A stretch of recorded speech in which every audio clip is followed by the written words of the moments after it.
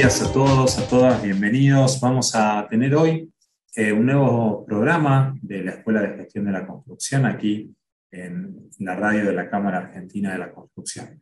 Hoy nos acompaña el doctor, arquitecto, ingeniero Jorge Tchaikovsky. Es la primera vez que Jorge nos acompaña en el programa, aunque viene colaborando con la Escuela de Gestión en otros ámbitos desde hace ya un par de años como mínimo. Jorge, buen día, ¿cómo estás? Hola, buen día, ¿cómo estás, Sebastián?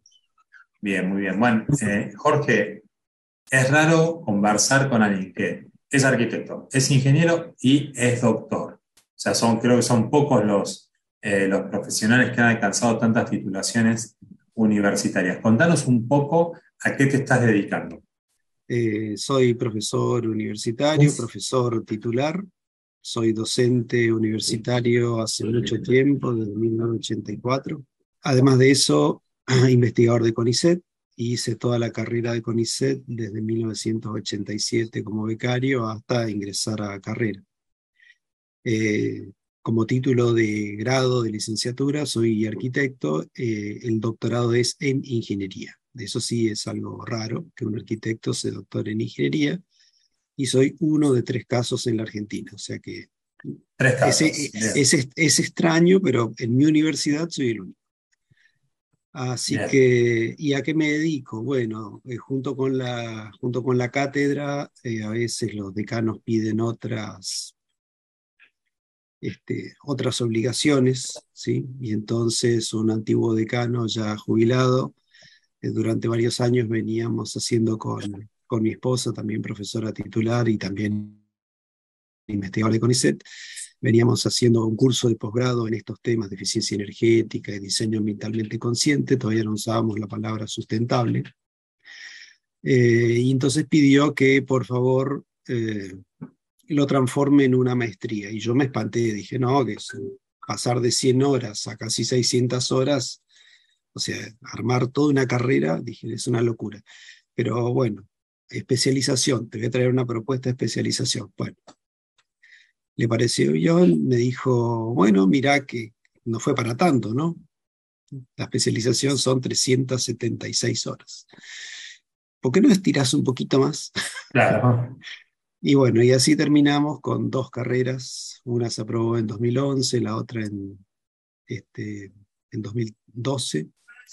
Se acreditaron ante la Comisión Nacional de Acreditación Curricular en 2013 y 2014, y el Ministerio las hizo carrera oficial en 2015. Así que, además de eso, de la cátedra en el grado, tenemos la parte de posgrado. Y junto con eso, también formamos parte de un antiguo instituto de arquitectura solar, ahí en los 80, fines de los 80. Después de eso, en el 86, se crea el Instituto de Estudios del Hábitat en la Facultad de Arquitectura, y nos mudamos de lo privado a lo público. eh, y seguimos trabajando hasta que un día vino una orden ministerial que había que rearmar todo lo que tenía que ver con investigación en todas las universidades, y entonces decidimos presentarnos un grupo mucho más pequeño en un laboratorio para tener identidad propia. Entonces ahí se crea el Laboratorio de Arquitectura y Hábitat Sustentable, un septiembre del 2009, si no recuerdo mal. Bien, Eh, y de ahí nos empezamos a vincular cuando nosotros en la escuela lanzamos primeros pasos en sustentabilidad, este ciclo de charlas, de concientización, de difusión de temáticas vinculadas con la sustentabilidad en la construcción. Ahí apareció, obviamente, Jorge como uno de los referentes principales de este tema a través del trabajo que viene haciendo hace ya muchos años en el laboratorio. Ahí, como vos sabés bien, sigue siendo un tema a profundizar, a desarrollar, a desentrañar el de la sustentabilidad. Se ha avanzado en algunos aspectos, no se ha avanzado en todos los aspectos.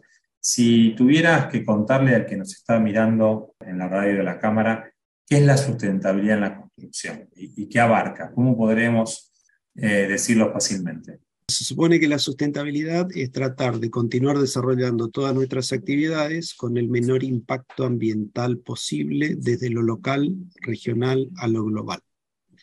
Entonces, la actividad que hacemos nosotros en las arquitecturas, las ingenierías o la formación técnica de los maestros mayores de obra es eminentemente impactante. O sea que como tenemos que dar respuestas a la sociedad, les tenemos que hacer caminos, represas, refuerzos en laderas de montañas en la parte de ingeniería civil. Nuestra tarea es modificar el territorio.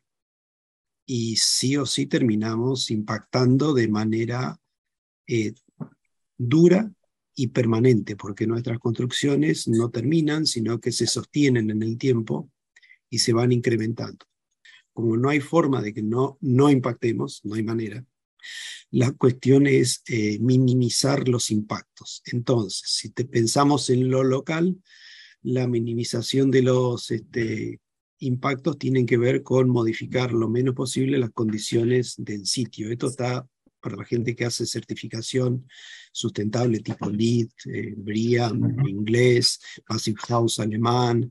Todas estas certificaciones lo que hacen es vigilar que a lo largo del momento que se inicia las primeras ideas en el papel todavía, y aún charlando, las decisiones que se tomen sobre usos de materiales, configuración de formas de edificios o de caminos, tratar de proteger los sitios como los humedales, tratar de rescatar la orilla de los arroyos y ríos, contaminar, no construir sobre suelos contaminados, sobre antiguos basurales.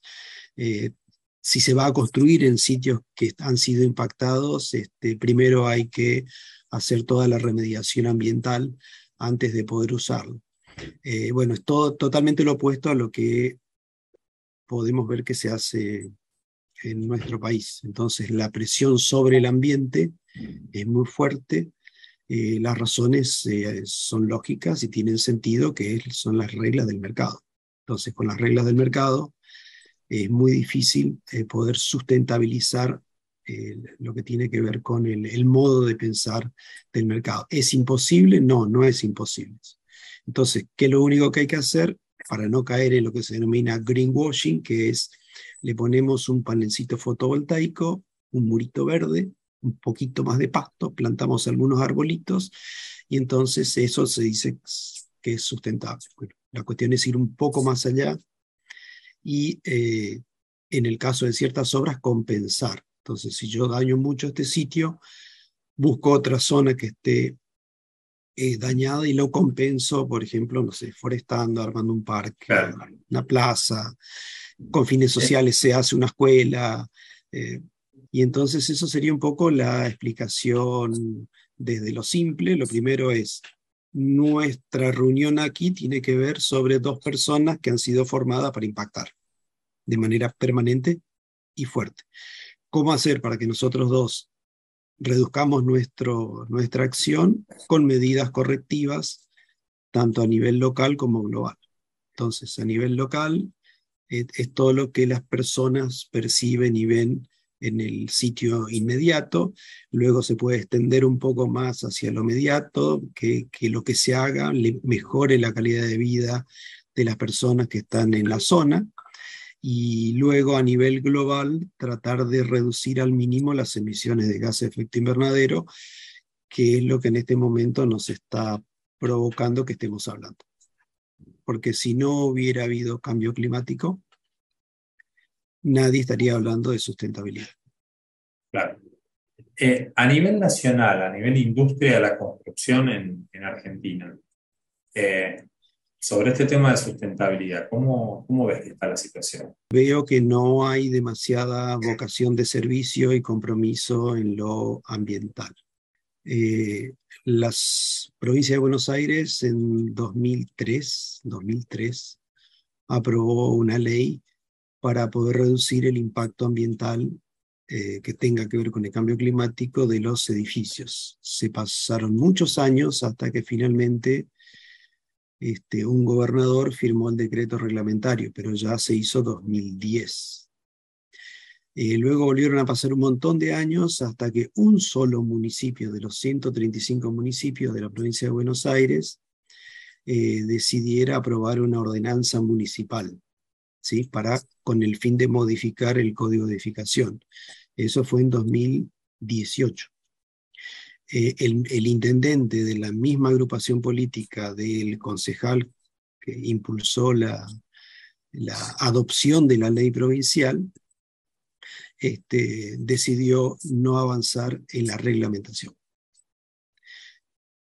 Pero la ley sí inspiró a otras ciudades a que hagan algo. Entonces, por ejemplo, Rosario se puso a trabajar y a discutir sobre estos temas. Un antiguo arquitecto bioclimático y concejal del Partido Socialista en esos años decidió impulsar la modificación del código de edificación. Entonces, en ese momento me mandó sus ideas y sus escritos, y yo le dije que iba a ser muy difícil, por lo que había pasado en la provincia de Buenos Aires, que pudieran avanzar. Eso era 2011. Entonces les di otras ideas para que pueda ocultar un poco sus intenciones. Era eso, era disimular sus intenciones. Bueno, finalmente consiguió que se apruebe la introducción de una modificación en un pequeñísimo párrafo, que lo que hacía era, le delegaba a la reglamentación todo lo que había que hacer. Y entonces era más simple, porque a nivel colegiado se juntaban los diferentes actores municipales y podían debatir sobre qué es lo que había que hacer.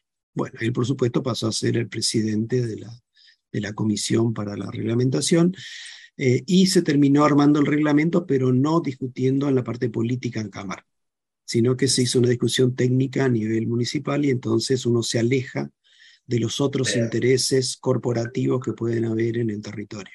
Se arma la reglamentación, se intentó avanzar con todo lo que se había exigido en la provincia de Buenos Aires, vieron que no era posible y le dije, no importa, vos retrocedé, ¿sí? Entonces, ¿qué es retroceder? Bueno, no lo hagas de un día para el otro, tomate unos años, si tenés que tomarte 5, 8 años, lo que sea. Y arranca por algo que sea muy grande y que tu problema sea la discusión con, no sé, 2 proyectos al año, 3 proyectos al año, más de 8.000 metros cuadrados. ¿Cuántos proyectos se hacen en una ciudad?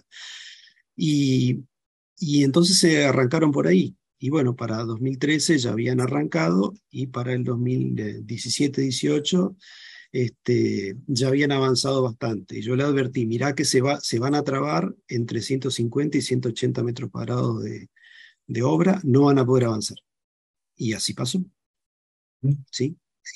Y hasta ahora están trabados en Rosario con eso.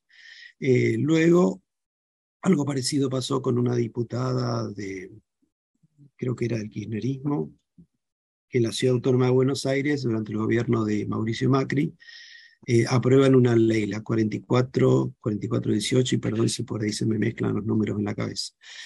Y también me hizo algunas consultas. Avanzó todo, se aprobó, a todos les pareció bien, y luego es el mismo jefe de gobierno el que congela en la aplicación de la ley, en la parte de reglamentación, objetando con una pequeña cosa, porque uno con cualquier cosa puede frenar algo. Es muy fácil frenar las actitudes de la sociedad. Y entonces se frenó con que se iba a exigir que en los ascensores todos cambiaran a colocar lamparitas LED en vez de las lamparitas dicroicas halógenas. Bueno, con esa simple medida no se pudo aplicar.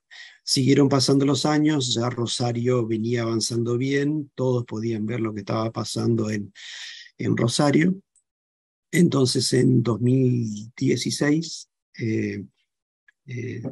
recién creada la Subsecretaría de Eficiencia Energética de la Nación, me piden que les dé un panorama de qué se había hecho en todos estos últimos años. Yo le dije, bueno, ¿dónde arranco? ¿Sí? Arranco en el 74, 84, 94. Bueno, contanos todo. Listo, conté todo y entonces les dije, miren, vayan a Santa Fe, que en Santa Fe están haciendo un trabajo muy interesante con el tema del etiquetado, con el tema de los códigos de edificación, y tráiganlos a Buenos Aires para que nos cuenten que pudieron hacer lo que durante tantos años desde Buenos Aires no pudimos hacer. Y bueno, eso motivó a un nuevo impulso, y entonces la Ciudad Autónoma de Buenos Aires terminó aprobando un nuevo código de edificación que involucre una enorme cantidad de cuestiones ambientales, incluyendo restricciones en cuanto a consumo, a demandas de energía y a emisiones de gases de efecto invernadero. O sea, hay un montón de cosas que están espectaculares en el código de edificación, y también pusieron modificaciones para contener un poco todas las restricciones, ¿sí?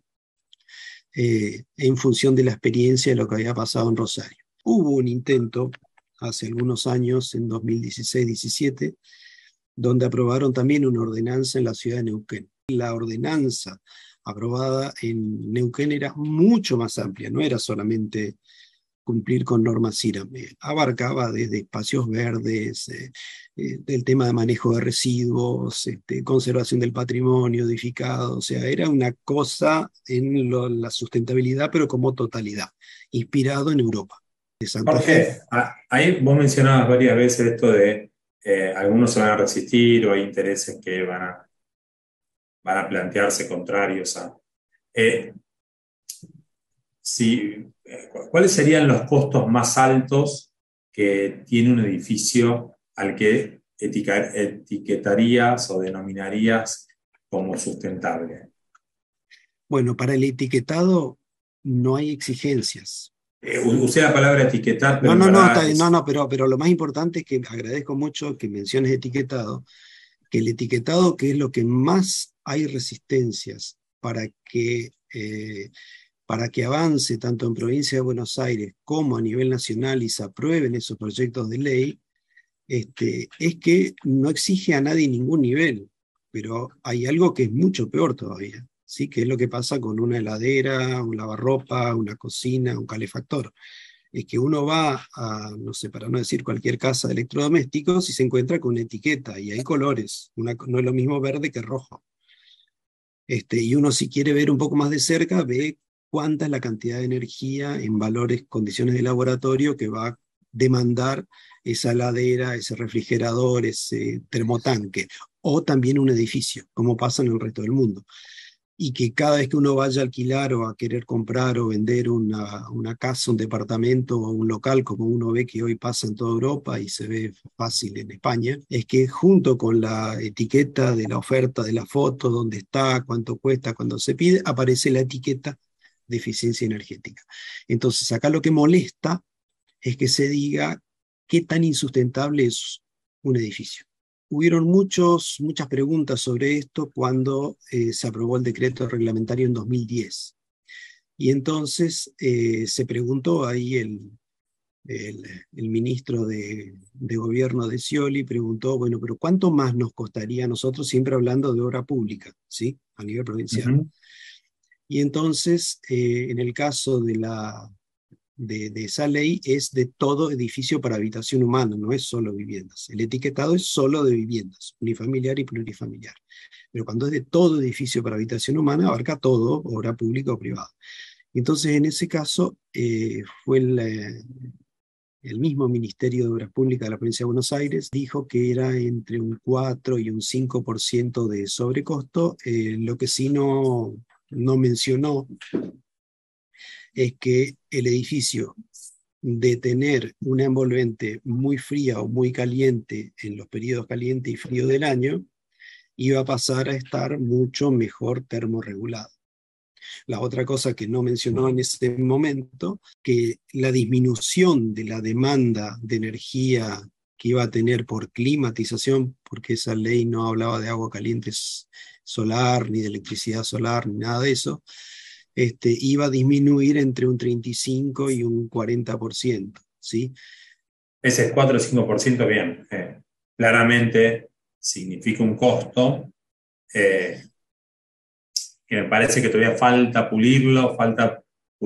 A mí me gusta pensar en términos de operación de las obras o de mantenimiento de los edificios, mantenimiento de la infraestructura, y a veces un 4 o 5% en el tiempo cero de la construcción es nada frente al costo en 50 años de mantenimiento, 50 años de operación de una casa o de una obra pública, de un hospital, de una escuela, etc.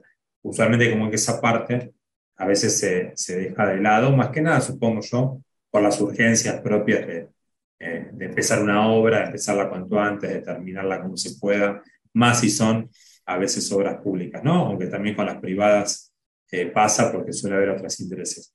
Una última pregunta. Según tu criterio, ¿cuáles serían los roles que tendrían que llevar adelante el Estado, ya sea nacional, provincial, municipal, no importa cuál, los constructores y los profesionales de la construcción, ¿no? Los arquitectos, los ingenieros que proyectan y dirigen las obras? Uno ve que hay grupos que han sido formados en el país o en el extranjero o solamente tienen la vocación de la sustentabilidad. Y entonces se crean comisiones y con esas comisiones invitan gente, arman charlas y establecen algunas medidas. Si tengo que hablar de mi distrito, que es el Distrito 1, además de eso han avanzado en que cuando se congeló y se cajoneó el proyecto de ley de etiquetado de viviendas de la provincia de Buenos Aires en 2020, y en ese momento yo estaba de asesor en el Ministerio de Ciencia y Tecnología de la provincia de Buenos Aires, lo presentamos desde el ministerio, ¿sí? O sea que contaba con el aval de un ministro que lo pedía a una senadora, que en este momento ya no está más como senadora, pero de la misma agrupación política. Y eso terminó en archivo. Entonces el Colegio de Arquitectos, al ver que pasó eso, este grupo decidió tomar ese proyecto, modificarlo un poco y conseguir ya no una senadora, sino una diputada, con más garra, con más actitud ambiental para que lo impulse. Y en este momento está ahí avanzando, pero avanza tanto como avanza a nivel nacional. Entonces los profesionales lo que tienen que tomar es un compromiso en impulsar las acciones. Muchos profesionales no van a querer y otros sí van a querer que haya mejores prácticas ambientales en el ejercicio profesional. Ese es un tema.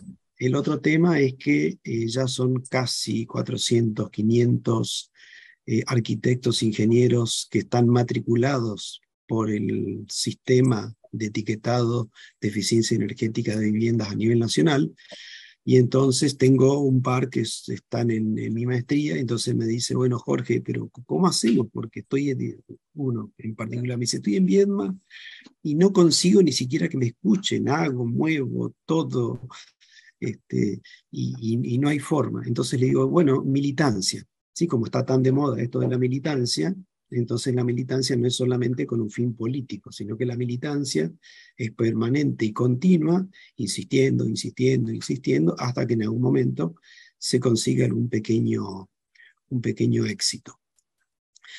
Lo más importante que veo es que la formación de los profesionales está congelada en el tiempo, ¿sí? Eso es complicado. Entonces, por cómo se maneja la Argentina, tanto a nivel político como a nivel académico, es muy difícil poder introducir modificaciones en planes de estudio, en cómo se dictan las asignaturas.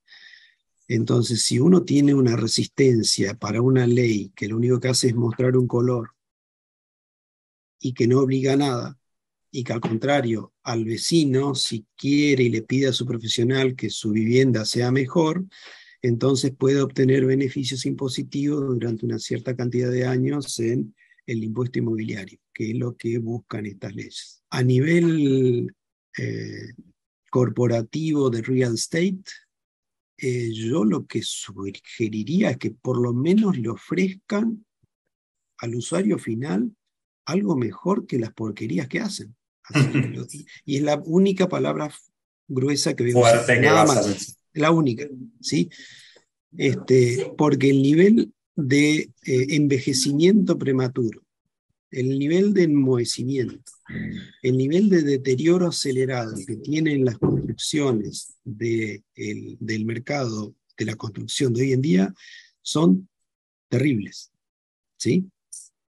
En su momento, no importa, un intendente de La Plata me amenazó, solamente porque una vecina me pidió que yo vaya y monitoree cómo se comportaba su departamento para luego pedirle al consorcio que hacia arriba pida algo. Y yo, por supuesto, retiré mi propuesta de auditar, porque primero está la seguridad. Claro. Pero mientras iba en nombre de un ministerio, en este caso fue en el municipio de 9 de Julio, íbamos municipio por municipio, nos reuníamos o con intendentes o con concejales, y directamente un concejal empresario nos amenazó a todos, y no le importó, con una absoluta impunidad. Entonces lo único que dije al chofer del ministerio, bueno, José, vamos. Lo único que queda es, en el caso de ustedes, es continuar organizando charlas. Charlas, ¿Sí? debates, seminarios. Charlas, debates, que la gente se junte, que de golpe aparezca una empresa constructora o inmobiliaria que diga, bueno, yo quiero ofrecer algo un poco mejor. No importa que uno mencione una ley, pero ofrezco estos beneficios, ¿sí? Entonces, en vez de hacer, no sé, los muros de ladrillo hueco de 12 revocados, lo voy a hacer con este famoso doble muro de cerámica que cumple con el nivel mínimo de lo que exigen los códigos de edificación modificados. O darle la posibilidad que con la misma imagen de las aberturas, o pueda tener o el vidrio de seguridad que están colocando hasta ahora, que es el de 3, si no recuerdo mal, es el de 3+3, ¿sí? Que se coloca con el polivinil butilal en el medio, que lo hacen por cuestiones de seguridad, que ofrezca que en el mismo tipo de hoja uno pueda tener un doble vidriado hermético, que pueda ser un doble vidriado común de 3,5 de transmitancia térmica, o que pueda ser un doble vidriado mejor, y que la gente pueda elegir. Lo importante es esto, que con qué estrategias mínimas de proyecto y de proyecto de materialidad tecnológico, el que va a comprar el departamento cuando sale de pozo pueda optar por cosas que no afecten a la imagen de la totalidad, y que quede dentro de lo que uno podría denominar lo muy privado. Así que ese vecino no quiso pagar la tarifa usual, que es la de $1.100 por metro cuadrado. En La Plata, en Buenos Aires es mucho más, y decide pagar $200 más por metro cuadrado. Pero eso introduce equipos de alta eficiencia, aislamientos en muros, bueno, ahora todos ponen iluminación LED, eso ya nadie lo discute, pero con esas cosas mínimas creo que se puede hacer mucho. Podemos hacer un avance, un aporte significativo desde el lado personal y profesional con esos pequeños cambios en nuestra forma de trabajo. Jorge, tenemos que cerrar. Te agradecemos la participación. Queda abierta la propuesta para profundizaciones. Obviamente, el próximo mes de noviembre, si no me equivoco, tenemos un nuevo evento de primeros pasos en sustentabilidad, donde estás como invitado, donde vas a presentar un par de novedades y de investigaciones. Así que derivamos todas las personas que queden inquietas por esta temática a que te encuentren en ese evento. Muchas gracias de vuelta. Nos vemos la próxima.